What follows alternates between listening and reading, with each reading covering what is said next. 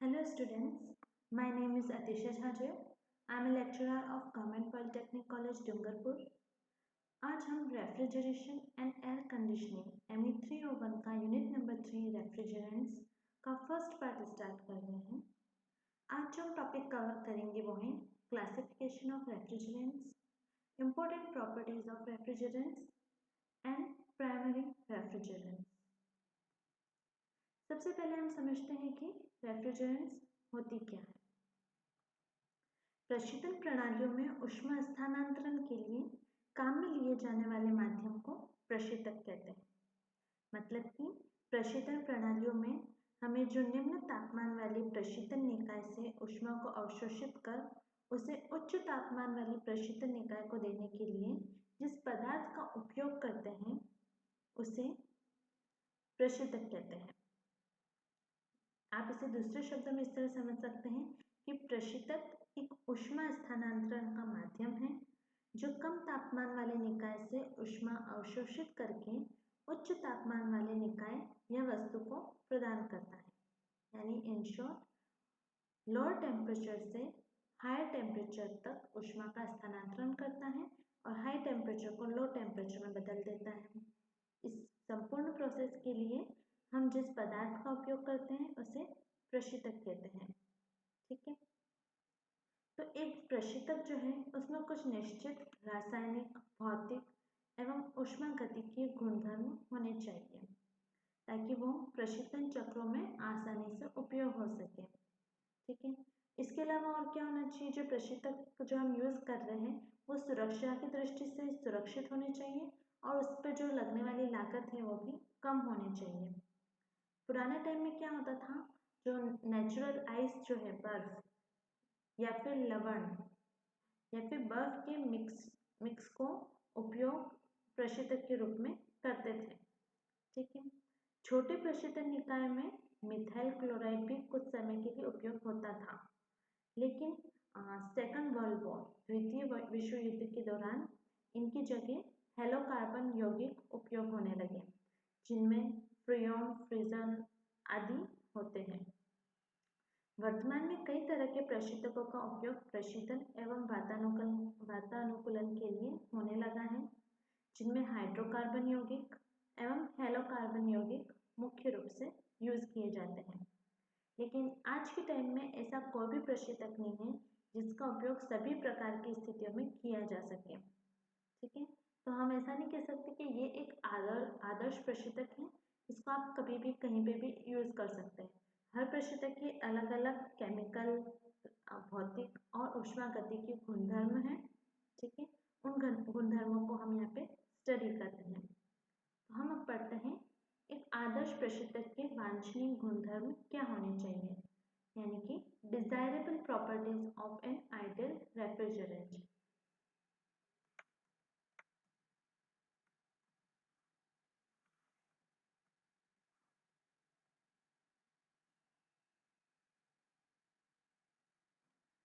First है रासायनिक गुण, यानी कि केमिकल प्रॉपर्टीज।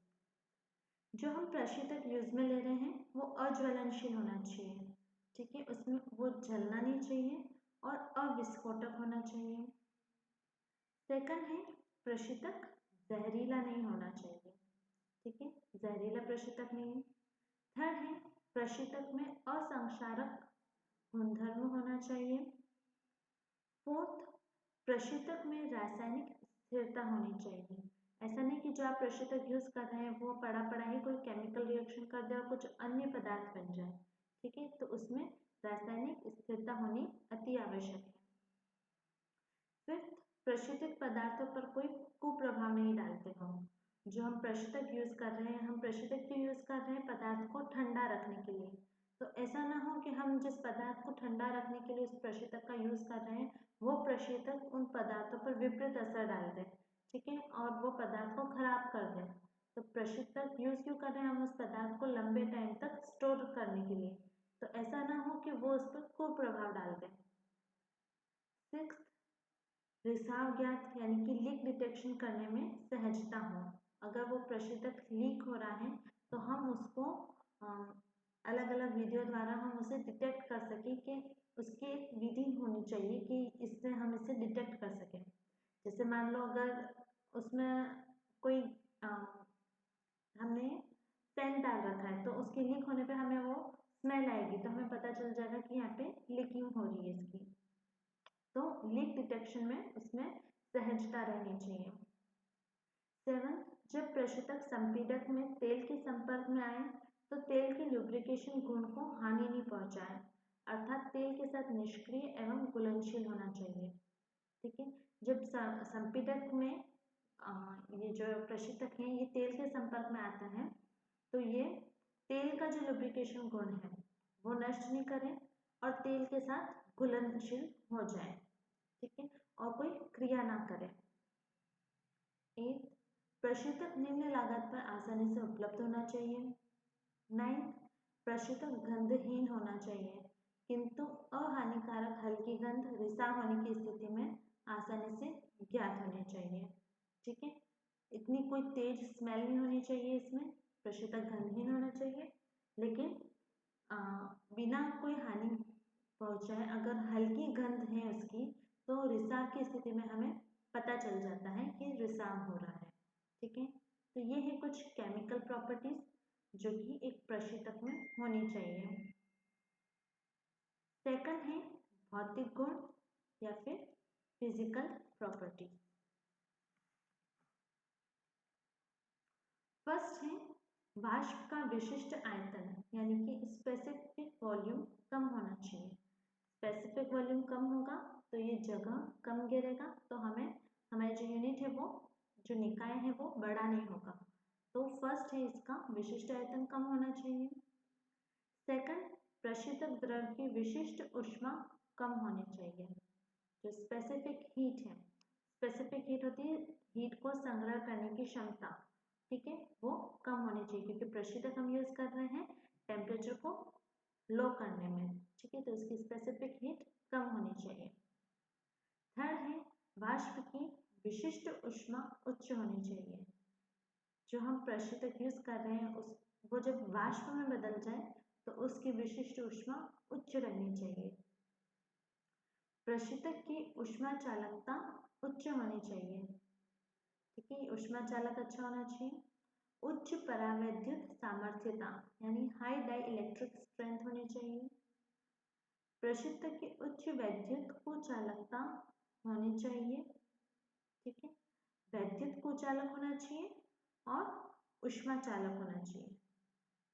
ऊष्मा चालक चाहिए और वैद्युत कुचालक होना चाहिए। प्रशीतक की श्यानता यानी कि विस्कोसिटी निम्न होनी चाहिए।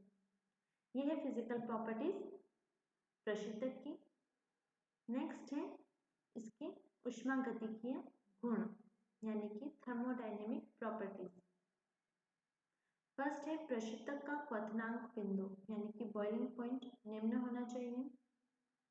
सेकंड, प्रशीतक के वाष्पन की गुप्त ऊष्मा यानी कि लेटेंट हीट ऑफ वेपराइजेशन उच्च होनी चाहिए। थर्ड, प्रशीतक का क्रांतिक तापमान यानी कि क्रिटिकल टेम्परेचर वो भी उच्च होना चाहिए। फोर्थ, प्रशीतक का जमाव बिंदु यानी कि हिमांक फ्रीजिंग पॉइंट निम्न होना चाहिए। फिफ्थ, संघनित्र एवं वाष्पित्र में दाब वातावरणीय दाब से अधिक होना चाहिए, वो भी एक निश्चित सीमा तक ही होना चाहिए। ठीक है, तो ये है थर्मोडायनेमिक प्रॉपर्टीज ऑफ प्रशीतक।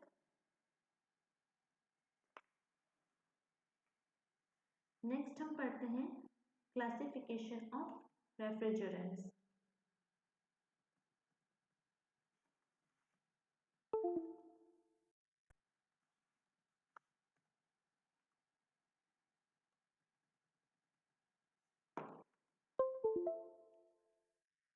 प्रशीतकों को सामान्यतः दो वर्गों में विभाजित किया गया है। एक है प्राइमरी रेफ्रिजरेंट जिसे बोलते हैं प्राथमिक प्रशीतक, और सेकंड है द्वितीयक प्रशीतक जिसे कहते हैं सेकेंडरी रेफ्रिजरेंट। प्राइमरी रेफ्रिजरेंट क्या होते हैं? जो प्रशीतक प्रशीतन प्रक्रिया में सीधे तौर पर काम आते हैं वो प्राथमिक प्रशीतक कहलाते हैं, तथा प्राथमिक प्रशीतक प्रशीतन प्रक्रिया में सीधे ही भाग लेते हैं। ठीक है, जब हम प्रशीतन प्रक्रिया में रेफ्रिजरेंट का यूज़ करते हैं तो हम उसे डायरेक्ट यूज़ कर सकते हैं, ठीक है। तो वो कहलाते हैं प्राइमरी रेफ्रिजरेंट, जैसे कि ammonia, carbon dioxide, methyl chloride, ethyl chloride और फ्रेयॉन आदि का समूह, ठीक है। सेकंड है द्वितीयक प्रशीतक यानी कि सेकेंडरी रेफ्रिजरेंट्स। जो प्रशीतक पहले प्राथमिक प्रशीतकों द्वारा ठंडे किए जाते हैं और उसके पश्चात इनका उपयोग शीतलन के लिए किया जाता है, वे द्वितीयक प्रशीतक कहलाते हैं, ठीक है। पहले इन्हें प्राथमिक प्रशीतकों द्वारा और ठंडा किया जाता है और फिर उसका उपयोग प्रशीतन में शीतलन के लिए यूज किया जाता है, उसे द्वितीयक प्रशीतक कहते हैं। जैसे कि पानी, लवण जल आदि। जैसे पानी है, अगर हमें पानी को यूज करना है प्रशीतन के रूप में तो पहले हम पानी को फ्रिज में रख के से ठंडा करेंगे और फिर उस ठंडे पानी को हम शीतलन के लिए यूज करेंगे। यानी कि पहले प्राइमरी रेफ्रिजरेंट से इसे ठंडा किया और फिर उसको हम शीतलन में यूज कर रहे हैं, तो ये क्या हो गया, सेकेंडरी रेफ्रिजरेंट। लवण जल, जिसे ब्राइन सॉल्यूशन भी कहते हैं, ये भी एक प्रकार का द्वितीयक प्रशीतक है। द्वितीयक प्रशीतकों का उपयोग सभी बड़े औद्योगिक संयंत्रों में किया जाता है, ठीक है। अब हम डिटेल में स्टडी करेंगे प्राइमरी रेफ्रिजरेंट्स की, ठीक है। प्राथमिक प्रशीतकों को 4 भागों में विभाजित किया गया है। फर्स्ट है हेलोकार्बन कंपाउंड्स, सेकंड है स्थिरक्वाथी प्रशीतक, थर्ड है हाइड्रोकार्बन प्रशीतक और फोर्थ है अकार्बनिक प्रशीतक, ठीक है। सबसे पहले हम पढ़ेंगे हेलोकार्बन प्रशीतक, जिसे कहते हैं हेलोकार्बन रेफ्रिजरेंट्स, ठीक है। नाम से समझ में आ रहा है, हेलोकार्बन यानी कि इसमें कार्बन की उपस्थिति होती है। इस समुदाय के प्रशीतकों में निम्नलिखित 3 में से कोई एक या अधिक हैलोजन विद्यमान होता है, ठीक है। हेलोकार्बन में क्या क्या होना चाहिए, क्लोरीन होना चाहिए, फ्लोरीन होना चाहिए या ब्रोमीन होना चाहिए, ठीक है। इनमें से कोई एक या अधिक हैलोजन विद्यमान होना चाहिए, क्लोरीन, फ्लोरीन या ब्रोमीन, ठीक है। तो इस समुदाय में आने वाले कुछ मुख्य प्रशीतक और उनके रासायनिक सूत्र नीचे दे रखे हैं, आप देख सकते हैं, ठीक है। ये है हेलोकार्बन रेफ्रिजरेंट्स, ठीक है। ये सारे हेलोकार्बन रेफ्रिजरेंट्स हैं। इसमें आप देख सकते हैं क्लोरीन, फ्लोरीन या ब्रोमीन अवश्य होना चाहिए। तो आप सब में देख सकते हैं chlorine fluorine chlorine fluorine chlorine fluorine fluorine chlorine fluorine chlorine fluorine, ठीक है। तो या तो क्लोरीन या फ्लोरीन है और ब्रोमीन भी हो सकता है, ठीक है।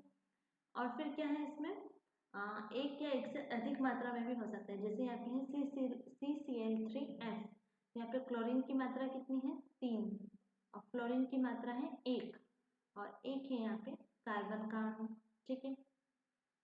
इसका संख्यात्मक प्रतीक है 1,1, ठीक है। इसका नोमेनक्लेचर हम हमारे नेक्स्ट लेक्चर में पढ़ेंगे, ठीक है। अभी हम इसका सिर्फ स्टडी कर रहे हैं, ओके।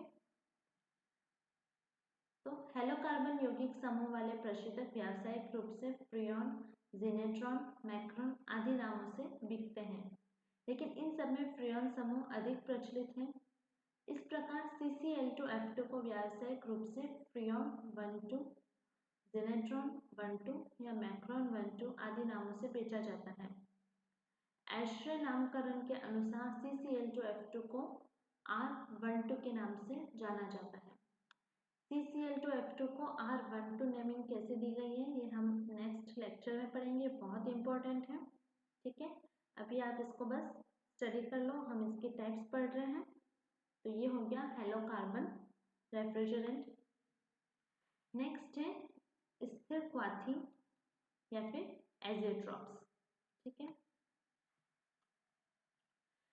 एजेट्रॉप्स क्या होते हैं, दो पदार्थों के ऐसे मिश्रण जिसको डिस्टिलेशन द्वारा इसके कंपोनेंट्स में अलग नहीं किया जा सके, ठीक है। तो एजेट्रॉप्स क्या है, मिश्रण है दो पदार्थों का, इसको आप आसवन या फिर डिस्टिलेशन विधि द्वारा आप इसके अलग अलग कंपोनेंट में विभक्त नहीं कर सकते, उन्हें हम एजियोट्रॉप्स कहते हैं। ठीक है, और इसके दाब और माप को एक सीमा तक बदलकर भी अलग नहीं किया जा सकता, इसलिए इन्हें स्थिरक्वाथी कहा जाता है। इसके गुणधर्म मिले हुए दोनों घटकों के गुणधर्म से अलग होते हैं तथा यह एक ही पदार्थ की भांति वाष्पित और द्रवित होता है। ठीक है, तो प्रशीतन के क्षेत्र में दो हेलोकार्बन यौगिकों को मिलाकर बनाए गए कुछ स्थिरक्वाथी सारणी में दिखाए गए हैं। ये है एजियोट्रॉप्स, ये इनके रासायनिक सूत्र हैं। ठीक है, दो पदार्थों को मिलाकर इसे बनाया गया है। जैसे इसमें है CCl2F2 यानी कि R12 और CH3CHF2 यानी कि R152A। इन दोनों को मिलाकर, दोनों का प्रतिशत भी दे रखा है, R12 का 73.8% और R152A का 26.2% मिलाकर एजियोट्रॉप का निर्माण किया गया है। इसका संख्यात्मक प्रतीक होता है R500। ठीक है, ये कैसे आया वो भी मैं आपको नेक्स्ट लेक्चर में बताऊंगी। ठीक है, एजियोट्रॉप्स में आप एक पहचानने की एक टेक्निक है कि एजियोट्रॉप्स के जो संख्यात्मक प्रतीक हैं वो स्टार्टिंग होते हैं 5 से। ठीक है, R5 से इनकी स्टार्टिंग होती है, R500, R502, R503, R504। ठीक है, तो इसकी टेक्निक यही है कि ये सारे 5 से स्टार्ट होते हैं, तो इससे हम पहचान सकते हैं कि ये एजियोट्रॉप्स है। नेक्स्ट है हाइड्रोकार्बन। ठीक है, हाइड्रोकार्बन नाम से समझ में आता है, इसमें हाइड्रोजन होगी और कार्बन होगा। ठीक है, तो इस प्रकार के प्रशीतकों में उपयुक्त ऊष्मागतिकीय गुणधर्म होते हैं, लेकिन ये प्रशीतक अत्यंत ज्वलनशील होते हैं। ठीक है, इसलिए अभी इनका उपयोग नहीं किया जा सकता। मैंने आपको जो इसकी डिजायरेबल प्रॉपर्टीज बताई थी, तो मैंने आपको बताया था कि जो प्रशीतक है वो अज्वलनशील और नॉन टॉक्सिक होने चाहिए। ठीक है, तो ये ज्वलनशील है तो वर्तमान में इसका उपयोग नहीं हो रहा है, लेकिन हम इसकी स्टडी कर सकते हैं। हाइड्रोकार्बन हाइड्रोजन या कार्बन का यौगिक होता है, जैसे आप इस सारणी में देख सकते हैं, कार्बन और hydrogen, carbon hydrogen, carbon hydrogen, carbon hydrogen. ठीक है, उनका यौगिक है ये। ठीक है, उनके रासायनिक नाम है ये methane, C2H6 ethane, C3H8 propane, C4H10 butane. ठीक है, इनके ये कुछ संख्यात्मक प्रतीक दे रखे हैं। ठीक है, इसको पहचानने का तरीका, इन्हें डायरेक्ट नंबरिंग दी जाती है, इनके आगे कोई R यूज नहीं किया जाता। जैसे हेलोकार्बन में आगे R यूज किया जाता है, एजियोट्रॉप्स में आगे R यूज किया जाता है, जबकि इसमें डायरेक्ट इनके नंबर लिखे जाते हैं। ठीक है, और इसकी नॉमेनक्लेचर मैं आपको नेक्स्ट लेक्चर में ही बताऊंगी। ठीक है, एक आप इस तरह से इसको याद कर सकते हैं, कार्बन एक है तो 1 - 0 0, हाइड्रोजन 1 है तो सॉरी हाइड्रोजन 4 है, 4 + 1 5। ठीक है, और उसके बाद क्लोरीन 0 है तो यहाँ पे 0। यहाँ पे कार्बन के 2 परमाणु हैं तो -1 कर देंगे, यहाँ 1 आ गया। हाइड्रोजन के 6 है तो 6 + 1 7 देन 0। यहाँ पे कार्बन के 2 परमाणु हैं तो सॉरी 3 परमाणु हैं, -1 किया तो 2। हाइड्रोजन के 8 हैं तो ये हो गया 8 + 1 9 और 0। यहाँ पे एक्सेप्शनल केस है, यहाँ पर इसको 600 नाम दिया गया है। ये सब नॉमेनक्लेचर हम हमारे नेक्स्ट लेक्चर में पढ़ेंगे। ठीक है, तो वर्तमान में इस प्रकार के प्रशीतकों का उपयोग नहीं किया जा रहा है। ठीक है, फोर्थ है अकार्बनिक प्रशीतक यानी कि इनऑर्गेनिक रेफ्रिजरेंट। ठीक है, इस समुदाय के प्रमुख प्रशीतकों को संख्यात्मक प्रतीक में 7 के साथ संबद्ध यौगिक का अणुभार लिखा जाता है। चूंकि अमोनिया का अणुभार 17 है, अतः इसका संख्यात्मक प्रतीक 717 है। ठीक है, इनऑर्गेनिक रेफ्रिजरेंट्स हैं, उनका संख्यात्मक प्रतीक लिखने का तरीका होता है कि इन सबकी स्टार्टिंग 7 से होती है। जैसे एजियोट्रॉप से उनकी स्टार्टिंग 5 से होती है, तो इनकी स्टार्टिंग हमेशा हमेशा 7 से होती है, ठीक है, और इन्हें डायरेक्ट संख्यात्मक रूप में लिखा जाता है जैसे कि हाइड्रोकार्बन को लिखा जाता है, लेकिन इनकी स्टार्टिंग 7 से होती है, ठीक है। 7 लिखने के बाद उसके बाद आता है इनका अणुभार, जितना अणुभार है वो 7 के आगे लिख दिया जाता है, ठीक है। जैसे कि आप इसमें देख सकते हैं अमोनिया यानी कि NH3, नाइट्रोजन का अणुभार कितना होता है 14, हाइड्रोजन का होता है 1, कितने परमाणु इसके 3, तो 1 × 3 हो गया 3 प्लस 14, 14 प्लस 3 = 17, ठीक है, तो यहाँ पे आ गया 17, सबके आगे 7 तो लिखना ही है, ठीक है, और उसके आगे इसका जितना अणुभार है वो लिख दिया जाता है। अमोनिया का है 17, जल का होता है 18, वायु का होता है 29, कार्बन डाइऑक्साइड का 44, 44 कैसे, कार्बन का अणुभार होता है 12, ऑक्सीजन का होता है 16, यहाँ पे 16 के कितने परमाणु हैं 2, तो 16 × 2 32, 32 प्लस 12, 32 प्लस 12 कितना हो गया 44, तो यहाँ पे हमने लिख दिया 44।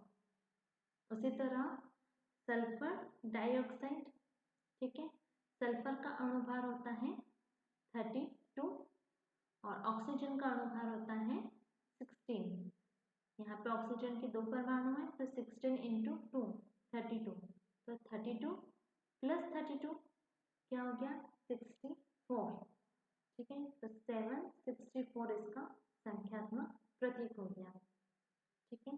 तो इस तरह से हम अकार्बनिक प्रशीतक यानी कि इनऑर्गेनिक रेफ्रिजरेंट्स को लिख सकते हैं। तो इस समूह के प्रशीतकों में विशिष्ट ऊष्मागतिकीय और भौतिक गुणधर्म होने के कारण कुछ प्रशीतकों का उपयोग आज भी हो रहा है, यानी कि इसकी विशिष्ट ऊष्मागतिकीय और भौतिक गुणधर्म प्रशीतकों के अच्छे हैं, ठीक है। तो NH3, H2O, वायु, CO2, SO2 इनका यूज प्रशीतक के रूप में किया जाता है, ये इनऑर्गेनिक रेफ्रिजरेंट्स कहलाते हैं, ठीक है। तो प्राइमरी रेफ्रिजरेंट्स में कौन कौन से रेफ्रिजरेंट हो गए, हेलोकार्बन रेफ्रिजरेंट, एजियोट्रॉप्स, हाइड्रोकार्बन और इनऑर्गेनिक रेफ्रिजरेंट्स। हेलोकार्बन रेफ्रिजरेंट में क्लोरीन, फ्लोरीन या ब्रोमीन की मात्रा उपस्थित होनी चाहिए। एजियोट्रॉप्स में 5 से स्टार्ट होती है इनकी संख्यात्मक प्रतीक। हाइड्रोकार्बन में ये डायरेक्ट इनकी नंबरिंग लिखी जाती है और इनऑर्गेनिक रेफ्रिजरेंट में ये 7 से स्टार्ट होती है और उसके आगे उसका अणुभार लिखा जाता है। तो ये हो गए हमारे प्राइमरी रेफ्रिजरेंट्स। अगर आपको इनके क्लासिफिकेशन से रिलेटेड और इनके डिजायरेबल प्रॉपर्टी से रिलेटेड और भी कोई डाउट हो तो आप मुझे कमेंट सेक्शन में पूछ सकते हैं। Thank you.